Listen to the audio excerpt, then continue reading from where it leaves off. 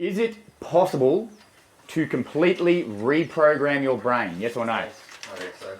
Yep. Yep. Prior to 1988, they thought the answer was no. They thought that once you finish developing, that the brain stopped developing as well.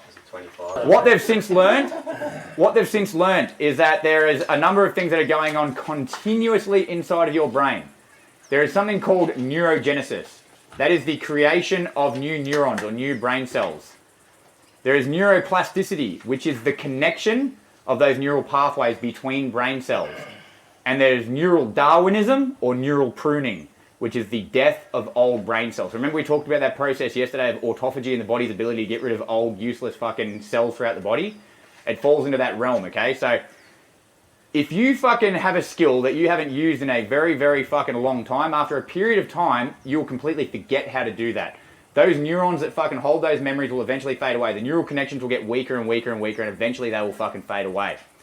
But depending on how strong those neural pathways were to begin with, they're very easy. So who's heard the term muscle memory? Okay? That is your body's ability to recognize how to fucking lift a weight. 9 times out of 10 when you start a strength training program, you get very strong very quickly. Not because you're building muscle, it's because neuroplasticity is teaching you how to lift more effectively. You start to learn how to position your elbows in a bench press, how to fucking position your shoulders, and you can lift more weight as a result of learning to lift more effectively. That is a neural pathway. Every time you have a thought, that is neuroplasticity at work. Everything you fucking speak, neuroplasticity at work. Everything you think, everything you do, neuroplasticity at work.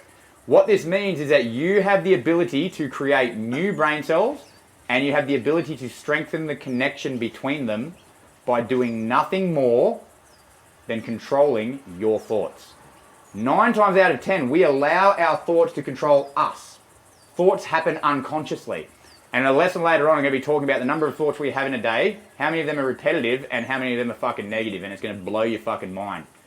The first step to mindfulness and the first step to reprogramming yourself to be a better man, better husband, better father, better leader is to take control of your thoughts. And when you find your thoughts deviating down a pathway that you don't want to go, it is up to you to redirect them back.